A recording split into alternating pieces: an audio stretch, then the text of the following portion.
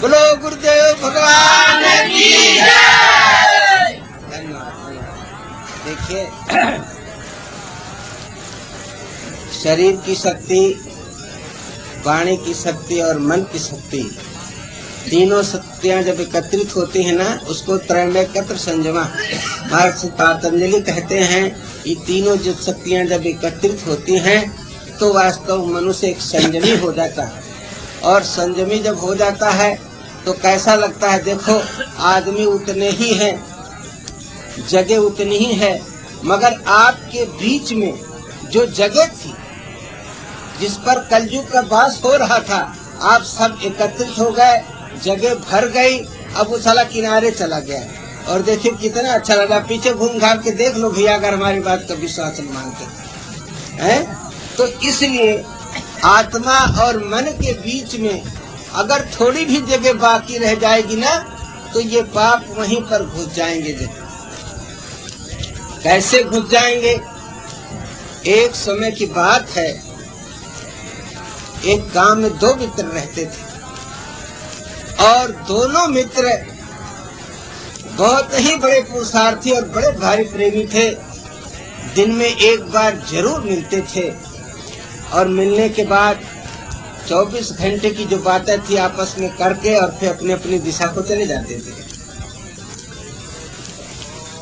एक दिन एक मित्र ने ये तय किया कि भाई कम से कम एक दोनों का मार्ग तो देखें, ये कौन सा मार्ग चलता है, हम कौन सा मार्ग चलते हैं। तो उसने कहा, देखो भाई, कम से कम एक दिन चलो, हम जिस मंदिर में जाया करते हैं ना, वहाँ देखो कितना आनंद आता है। तो उसने कहा, जरूर चलेंगे, आज तक आपने हमसे कहा नहीं। तो उस मित्र का नाम था अजामिल। तो अजामिल एक बहुत ही सुसभ्य विद्वान व्यक्ति था, जात का ब्राह्मण भी था, पैसे वाला भी था, सारी उसके अंदर सुंदरता थी, दैविक दैहिक भौतिक तीनों प्रकार की सुंदरता थी।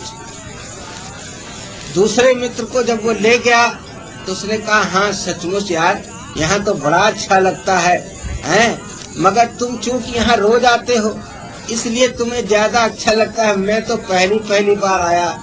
तो कई दिन तक उसके कहने से वो वहाँ आया गया, कथा भागवत सब कुछ सुना। एक दिन उसने कहा, मित्र, एक दिन हमारे कहने से अगर एक दिन हमारे मंदिर में चलो तुम, तो देखो वहाँ तुम्हें कितनी प्रत्यक्ष अनुभूति होगी। बोले, हाँ मित्र, जरूर चलेंगे। अरे भाई, आप हमारे कहने से तो आप कई दिन तक यहाँ आए, अब जरूर चलेंगे, थोड़ा टाइम दे दीजिए, फिर हम चलेंगे। इसी तरीके से कहते कई दिन बीत गए। एक दिन कहा, भाई अगर चलना हो तो चलो, और नहीं तो भाई अब। तो बोले, नहीं चलेंगे। अच्छा कल चलेंगे। बोले, अच्छा कल चलना भाई। तो उस दिन उसके मित्र ने अपना ठीक ठाक पोजीशन बना करके और अजामिल को लेके चला। तो जब चला तो चलते एक ऐसी जगह पहुंचा जहाँ की बहुत ही सुंदर लान फूल घास पत्ते लगे हुए थे, बड़ा साफ सुथरा महल था, सारी व्यवस्था फिट थी। तो अंदर जब प्रवेश हुआ तो देखा बड़ा अच्छा सुगंध आ रहा है।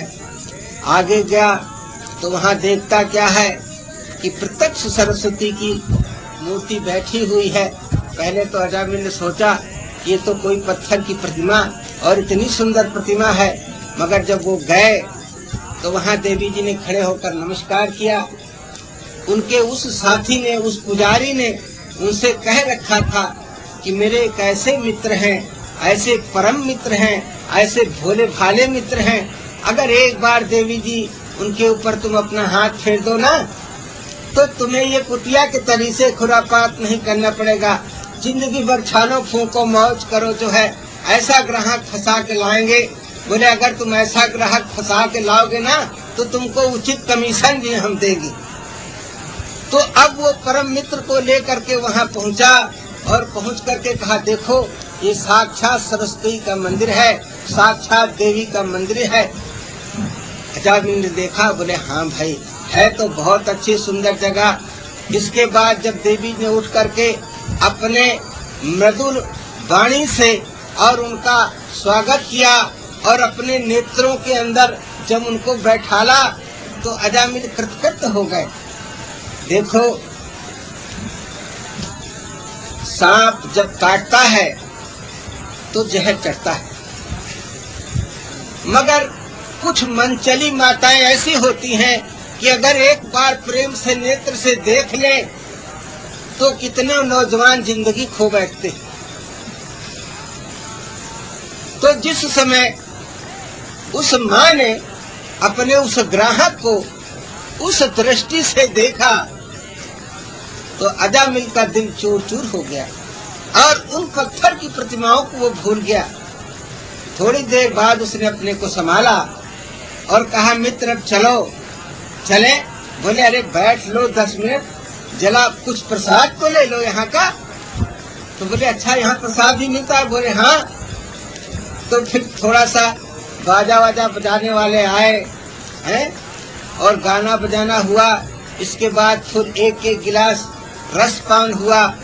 तो उस रस में एक ऐसा अलौकिक आनंद था कि जिसने चारों तरफ से मन को समेट कर केंद्रित कर दिया और जिस प्रतिमा के सामने वो बैठा था वही प्रतिमा उसकी आंखों के सामने नाचने लगी। वो जिंदगी का पहला दिन था।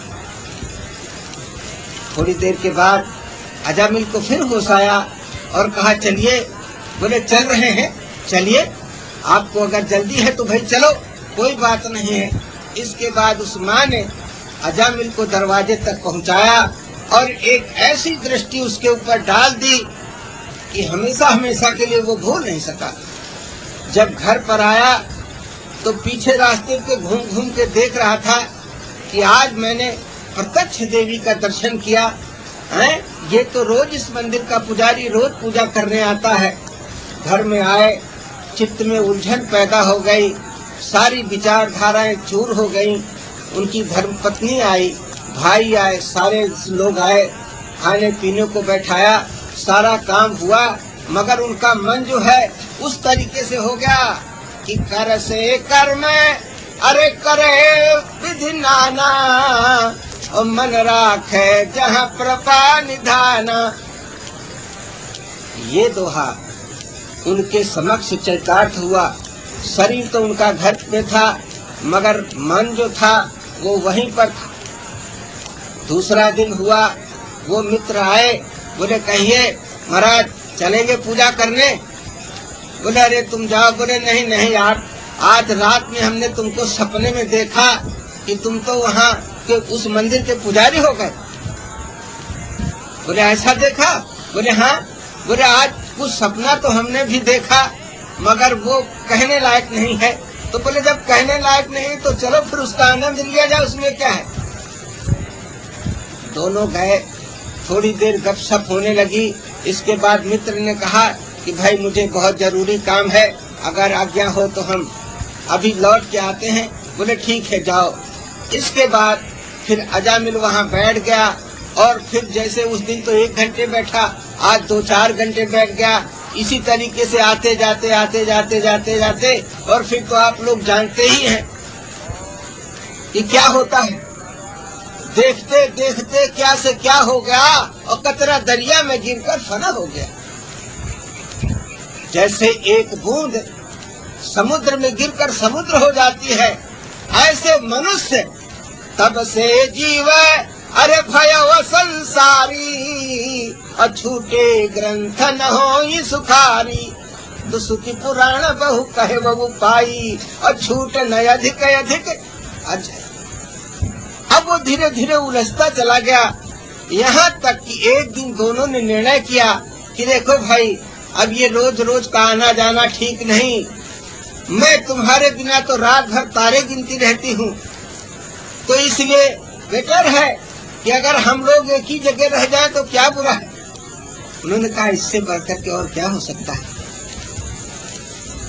अजामिल ने हमेशा के लिए अपने घर आना जाना छोड़ दिया और वो वहीं निवास करने लगा। समय, प्रेम के दिन बीतते टाइम नहीं लगता है, बहुत दिन हो गए, सब कुछ ठीक रहा, मगर कोई संतान नहीं हुई जब। तो कभी कभी दोनों आपस में बात करते थे कि देखो सब कुछ तो हुआ मगर हम लोगों की मेहनत नहीं सफल हुई। बोले अरे चलो किसी संत महात्मा के यहाँ चले, अगर कुछ दुआ भभूति मिल जाए तो बड़ा अच्छा है, और नहीं तो अब तो बुढ़ापा आ ही गया है। बोले ठीक है, यही सलाह कर रहे थे कि एक दिन का किस्सा है। एक बहुत अच्छे संत फक्कड़ एकदम अलख निरंजन गांव में घूमते हुए आए। बोले बेटा तुम्हारे दरवाजे ठहर जाए या तो किसी भले आदमी का दरवाजा बता दो। बोले महाराज अरे इस गांव में सबसे भला आदमी अजामिल है, अगर वहाँ चले जाए ना तो तुम्हारा बड़ा ही सत्कार होगा। तो फिर आगे चले तो 2-4 नवयुवक मिल गए, उनसे पूछा, उन्होंने कहा महाराज अजामिल से अच्छा घर कहीं नहीं है। वो तो उपहास कर रहे थे मगर संत सरल चित्त जगत हित, उनका तो इतना सरल स्वभाव था कि भाई पहले पूछते थे फिर अजामिल को पूछते पूछते चले। आवाज दी नारायण हरि सीताराम अलख, जो काशन होते हैं संतों के, उस काशन से उन्होंने जो है पुकारा। वो जीवन का पहला दिन था जो किसी गणिका के दरवाजे, किसी वेश्या के दरवाजे एक संत का पदार्पण हुआ। दोनों प्राणी अंदर थे, उन्होंने कहा रे तो किसी संत की वाणी है। बोले अरे हमारे दरवाजे संत क्यों आएगा? बोले नहीं चल के देखो। तो बड़ी आतुरता से बड़ी व्यग्रता से दौड़े तो सेवक सदन अरे स्वामी आगमनु मंगल मूलय मंगल दमनु। अरे जब से घनश्याम इस दिल में आने लगे और रंग जाने वो क्या क्या दिखाने लगे। एक संत की अलौकिक आवाज होती है, एक संत की अनोखी आवाज होती है। उस आवाज को सुन करके अजामिल और गणिका दोनों जब दरवाजे पर आते हैं तो उस दिव्य मूर्ति का दर्शन किया और साष्टांग प्रणाम करके और कहा भगवान क्या आज्ञा है? बोले कुछ नहीं बेटा, मैं तो रात भर ठहरना चाहता हूँ। बोले ठीक है महाराज, तो जहाँ आप पसंद करें। बोले यहीं पर ठहर जाएंगे। एक तो वेश्या का दरवाजा था, बड़ा साफ सुथरा था, मगर तुरंत अजामिल की तरफ इशारा किया कि थोड़ा गोबर ले आओ। झट से गाय का गोबर ला करके लीप दिया, झाड़ू से झाड़ करके और गोबर से लीप करके, और झट से पूछा महाराज आप? बोले बेटा थोड़ा धूनी लगा दो। 4 ठो लकड़ी लगा करके झट से आग लगाया और बस महाराज को आसन बिछा दिया, बैठ गए। हाथ जोड़कर प्रार्थना की कि महाराज अब भिक्षा का टाइम है। उन्होंने सोचा कि संत अधिकतर अपने हाथ से बनाते खाते हैं, अगर मैं इनको धोखा दूंगा तो ठीक नहीं। तो उन्होंने प्रार्थना किया कि महाराज जो आज्ञा हो, अगर कहिए तो कच्चा भोजन का सामान ले आवे, कहिए पूरी का सामान ले आवे, कहिए हलवा का, कहिए फल फूल दूध दही जो इच्छा हो, और कहिए तो सरकार की आज्ञा हो तो हम ही अपने हाथ से बना दे। तो बोले अरे देखो तो इतना सरल हृदय भक्त है, अब ऐसे निष्कपट भक्त के यहाँ आ करके और हम अपने हाथ से क्यों बनावे खाए? अरे बेटा तुम ही बनाओ, हम खाएंगे। तो अब दोनों प्राणी जो है भीतर गए। अब वो मसाला पीसने लगा तो वो सब्जी काटने लगी, तो वो चावल बिनने लगा तो वो अधान धरने लगा।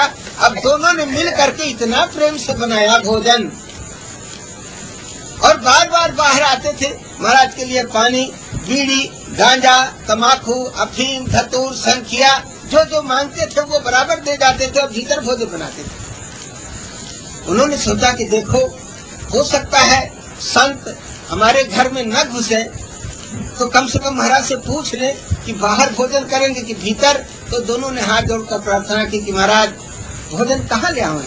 बोले अरे बेटा जहाँ कहो वही कर ले। बोले महाराज अगर कुटिया पवित्र हो जाती तो बहुत अच्छा था। बोले चलो भाई। तो महाराज अंदर प्रवेश कर गए। तो करत प्रवेश अरे मिटा दुख दावा, और जुम योगी परमारथ पावा। तो जहाँ अंदर चढ़ गया है, उनका दिल बाग बाग हो गया, मारे प्रसन्नता के उछल उठे, फूल उठे, और बढ़िया दिव्य आसन पर बैठाल करके। और दोनों प्राणी, उनकी स्त्री गरम गरम रोटी बना बना के लाती थी और अजामिल बैठ के पंखा चलाते थे। बड़े प्रेम से भोजन किया और भोजन करने के बाद बोले महाराज अब आसन लगा देते हैं। बढ़िया आसन लगा दिया, दोनों ने चरण दबाए और चरण दब जब महाराज सो गए तो वो दोनों जाकर के आराम किए। 4 बजे महाराज उठे, शौच मैदान गए और कहा बेटा अब हम चलेंगे। बोले महाराज आज और टिक जाते तो बड़ा अच्छा था।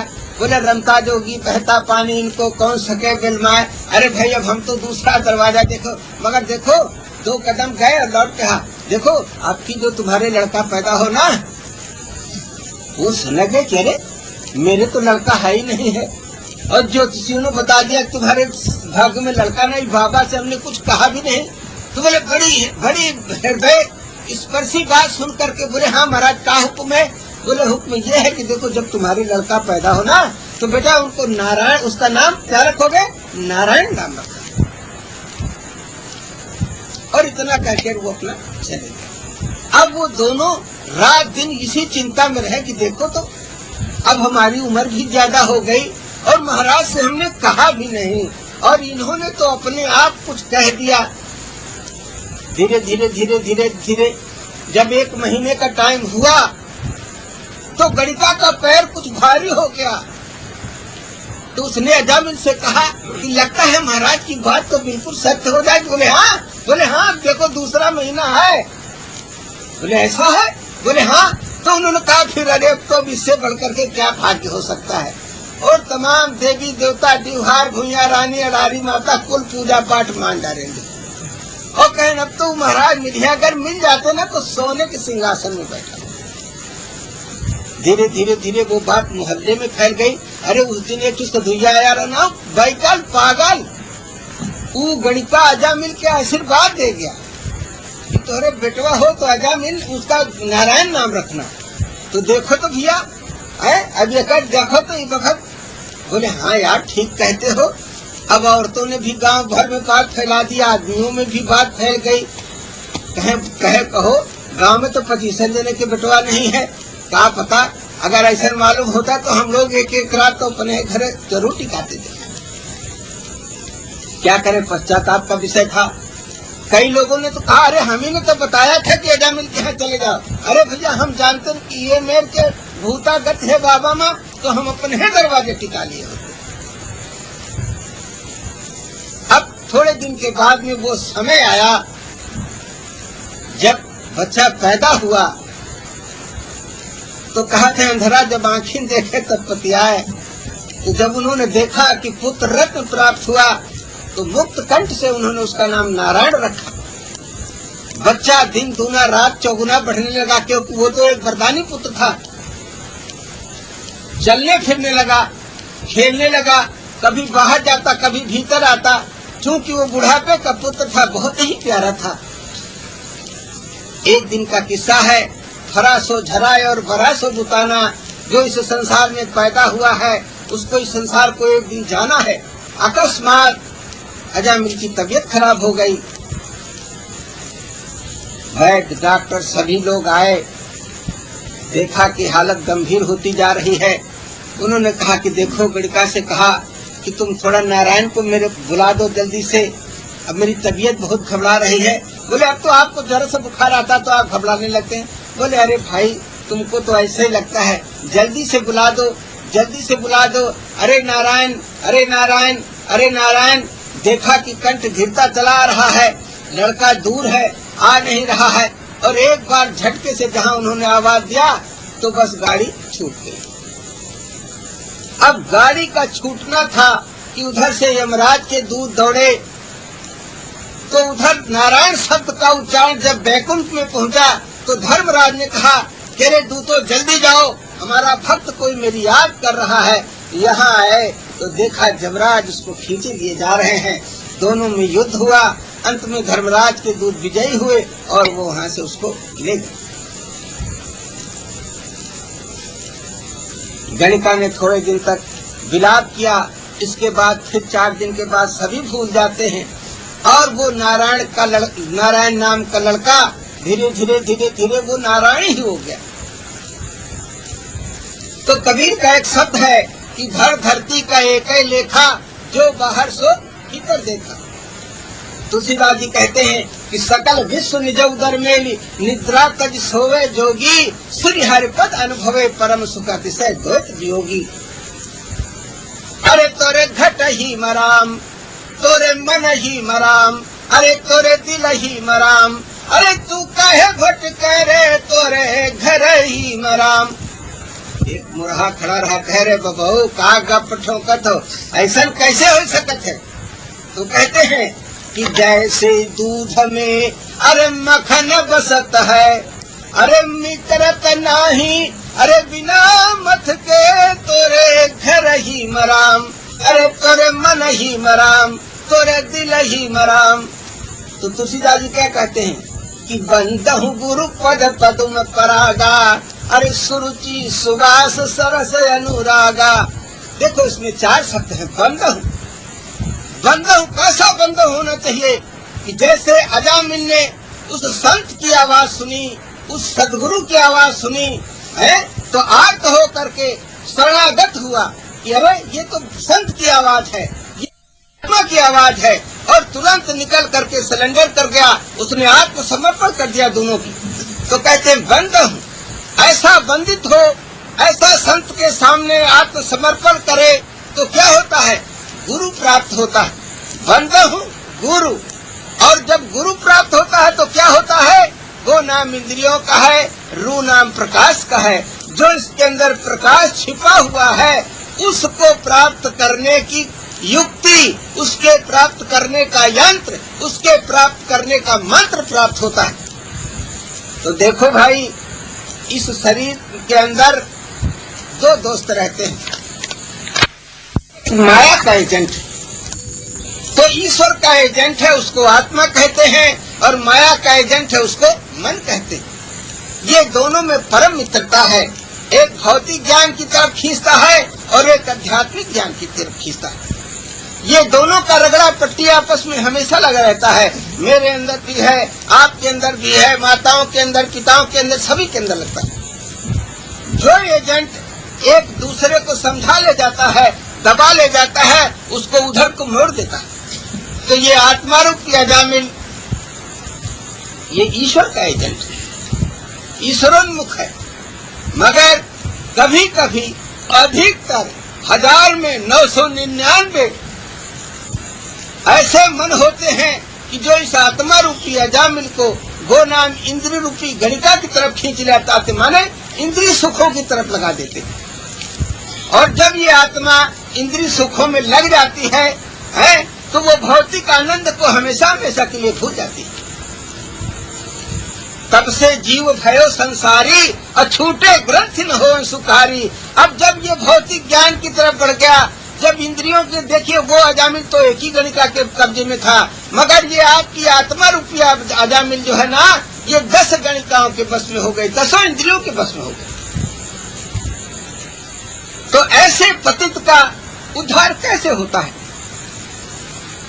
तो सेवक सदन अरे स्वामी आगमनु, अमंगल मूलय मंगल दमनु। कुछ नहीं, तुम जहाँ पर हो वहीं पर रहो, बुरे हो भले हो, गुरु संत सदगुरु इनका हमेशा फेरा हुआ करता है। तुम जहाँ हो अगर वहीं से तुम पुकारते रहोगे तो वहीं आकर के तुम्हें वो उठा लेंगे। देखिए, जिस समय ये आत्मा रूपी अजामिल वो नाम इंद्रिय रूपी गणिका अपने काम में तन्मय हो जाते हैं, दुनिया की कोई सुध बुध नहीं रहती है, उस समय संत जो है घूमते रहते हैं और उस जीव को चिताते रहते हैं। मगर थोड़ी सी जगह चाहिए आपके हृदय में, आपके दरवाजे में थोड़ा सा सफाई चाहिए, थोड़ा आपका मन निर्मल होना चाहिए। अरे निर्मल मन जन अरे सो मोहि पावा, और मोहि कपट छल छिद्र न भावा। और जब संत का दर्शन हो जाता है तो ये मन अपने आप निर्मल ही हो जाता है। संत की ऐसी वाणियां होती हैं, संत की ऐसी आवाज होती है कि उसको सुन करके ये आत्मा आकर्षित हो जाती है। जो कहीं सच्चे संतों का सत्संग होता है, सच्चे महापुरुषों दरवाजे से निकल जाते हैं तो अंदर से आभास होता है। गुरुदेव ने आवाज लगाया, नारायण हरि, सीताराम। ऐसे जब सत्संग के शब्द जागृत करने वाले निकलते हैं तो ये आत्मा खिंच जाती है। जब आत्मा खिंच जाएगी तो ये इंद्रियां भी खिंच जाएंगी, और जब इंद्रियां और आत्मा दोनों खिंच जाएंगी तो क्या कहते हैं कि निर्मल मन जन सो मोहि पावा, मोहि कपट छल छिद्र न बावा। निष्कपट भाव होकर के 10 इंद्रियों के सहित जब ये आत्मा संत सदगुरु के सामने जाकर के आत्म समर्पण कर देती है तो गुरु महाराज का कर्तव्य होता है कि तुरंत उसको उपाय बताते हैं कि बेटा, ज्ञान रूपी गोबर से, प्रेम रूपी पानी से जरा चित्त रूपी चबूतरे को साफ कर दो, लिख दो। और फिर क्या करते हैं, भगवान कृष्ण कहते हैं कि बेटा ओम नाम का जप करो और मेरा ध्यान करो। तो दूसरा शब्द है गुरु महाराज का कि बेटा ल रूपी लगड़ी और अनुराग रूपी अग्नि जला करके ध्यान रूपी धूनी जला दो। ध्यान की प्रक्रिया बता दिया उन्होंने। फिर उन्होंने पूछा, महाराज अब क्या करें, भोजन बनाएंगे? बोले बेटा अरे तुम भजन रूपी भोजन करो, हमको स्वीकार है। तो देखो ये आत्मा इंद्रियों के सहित जब भजन रूपी भोजन बनाने लगी तो जो गुरुदेव महाराज के चरण बाहर थे वो देखिए इस घर के अंदर आ गए।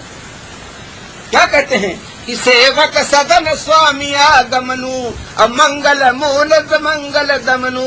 तो दुनिया का मजा ले लो, दुनिया तुम्हारी है, ये दुनिया तुम्हारी है।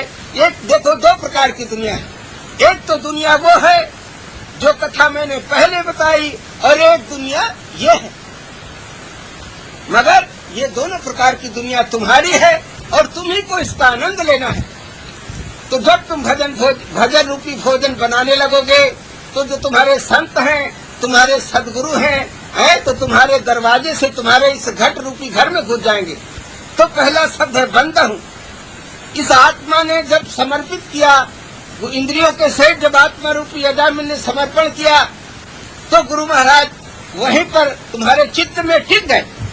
तुम्हारे चित्त रूपी चबूतरे को साफ करने का निर्मल तरीका बताया उन्होंने, और ध्यान करने की युक्ति बताई, और भजन रूपी भोजन बनाया। और जहाँ तुम्हारा भजन तो पुण्य पुंज बिन मिलहि न संता, और संत संगत संसित करयंता। जब भजन रूपी भोजन बनाया, भजन के द्वारा जब तुमने अपना पुण्य बढ़ाया, पुरुषार्थ बढ़ाया, तो जिस गुरु का तुम स्वप्न नहीं देखते थे वो गुरु स्वतः चलकर तुम्हारे हृदय में आकर के बैठ गए। तो पहला शब्द है बंदा हूँ। तो क्या मिला? गुरु। और जब गुरु मिला तो गुरु के अंदर सबसे विशेष चीज क्या है? पद। पद माने योग्यता होती है, पद माने चरण होता है। उस पद तक पहुँचने के लिए चरण बहुत जरूरी है। तो बंदा हूँ, गुरु, पद। और जब पद हृदय में आ गया, गुरु महाराज का जब चरण हृदय में आ गया तो उस चरण के स्पर्श से ये हृदय रूपी कमल जो है खिल गया। तो कहते हैं बंदा हूँ, गुरु, पद, पद्म। ये तुम्हारा हृदय रूपी कमल जो है खिल गया। तो जब हृदय रूपी कमल खिल गया तो वो जो मन रूपी भंवरा था, वो मन रूपी जो मित्र था, जिसने इस आत्मा रूपी अजल मित्र को विषयों की तरफ लगाया था, वो मन रूपी मित्र 10 इंद्रियों का आनंद जिसमें इतना अच्छा आनंद नहीं प्राप्त होता था, वो हृदय रूपी कमल का आनंद लेने लगा। इस 10 फूलों का आनंद त्याग करके, और ये जो 11वां फूल खिला तुम्हारे अंदर, जो हृदय रूपी कमल खिला, तो कबीर कहता है कि मन मस्त हुआ तब क्या बोला, अरे हीरा पाया धर गठियाया बार बार फिर क्या खोला, मन मगन हुआ तब क्या बोला। अब यहाँ मन और आत्मा दोनों एक होकर के और उस हृदय रूपी कमल में बैठे हुए गुरु महाराज के चरणों का जो है वो दर्शन करने लगे। अब ध्यान लग गया, भजन रूपी भोजन बन गया, और हृदय रूपी थाली में पूरा आनंद पुरुषार्थ रूपी अन्न जो है परोस गया। अब वो ध्यान की स्थिति में बैठ करके क्या देखता है कि बनता हूँ गुरु पद पद में परागा। तो जब उस पराग में बैठ गया तो हीरा पाया धर गठियाया, अरे बार बार फिर क्या खोला, और मन मस्त हुआ तब क्या खोला। तो मृगनाभि में कस्तूरी, अरे भेदी भटक रहा है, और दिलदार यार मेरा पर्दे में छिप। तो उस पर्दे में बैठे हुए गुरु महाराज के जब चरणों का आनंद लेने लगता है साधक, तो क्या होता है? सुरुचि। तो मन से सकल वासना भागी और केवल राम चरण चित। तो भगवान के गुरु महाराज के चरणों में चित्त लग गया जब, तो सुरुचि, वो रुचि पैदा हुई कि जो कभी खत्म नहीं हुई। तो वो सुरुचि रहती कहाँ है? सुबास, उसके अंदर सुंदर बास, सुगंध भी रहती है। सुबास, बास माने घर भी होता है। तो ऐसा घर मिल गया, ऐसा सुगंधित घर मिल गया कि सुरुचि, सुबास और सरस। संसार की निरसता को छोड़ करके उस आध्यात्मिक सरसता में पहुंच गया।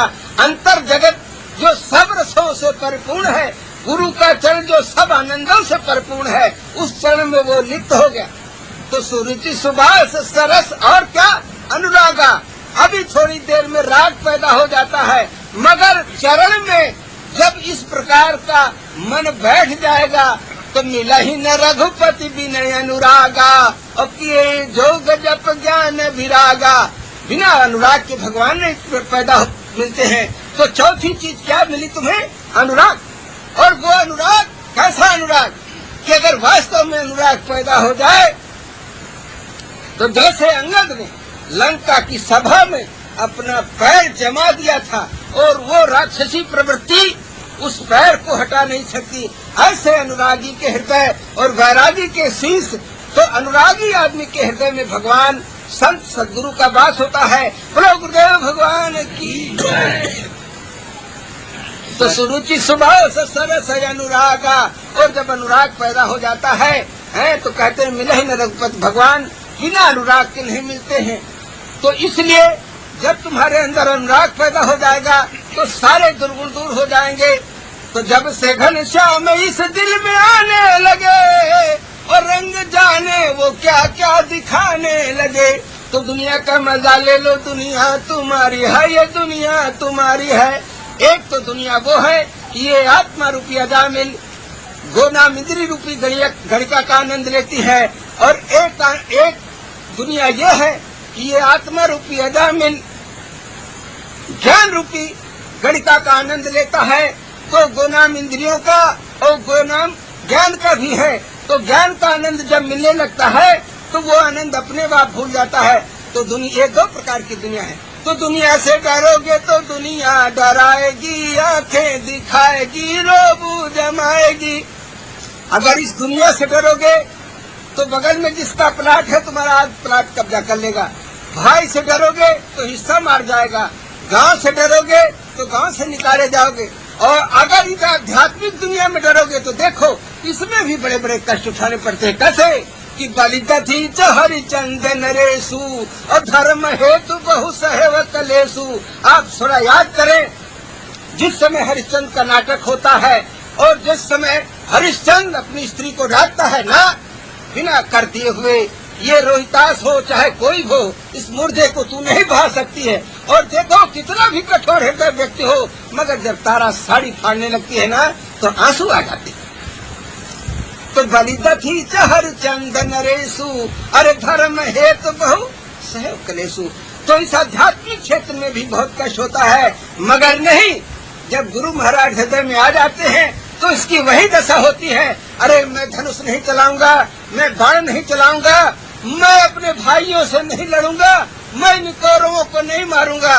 मगर इसलिए कहते हैं बेटा ये कदाप नहीं हो सकता है, तुमको लड़ना है, तुम्हारे ही द्वारा इस महाभारत को पूरा करना है। तो दुनिया को लात मारो, दुनिया सलाम करे, झुक झुक सलाम करे, मुड़ मुड़ सलाम करे।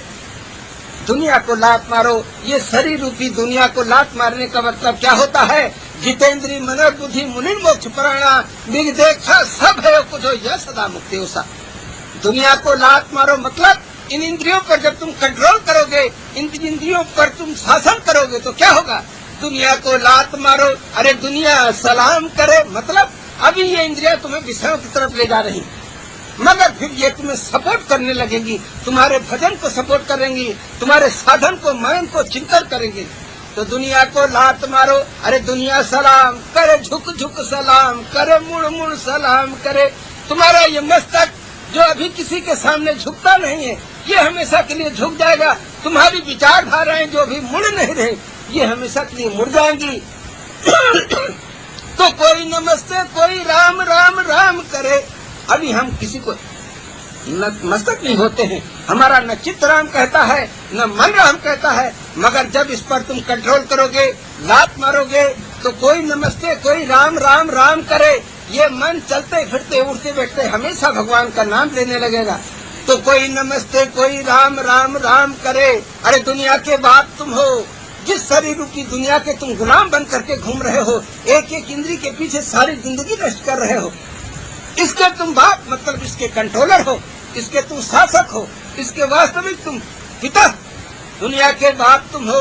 अरे दुनिया का मजा ले लो, दुनिया तुम्हारी है, ये दुनिया तुम्हारी है। तो ये दो प्रकार की दुनिया है, एक आध्यात्मिक दुनिया है, एक आध्यात्मिक दुनिया है, एक आत्मा रूपी अजामिल की दुनिया है और एक मन की दुनिया है।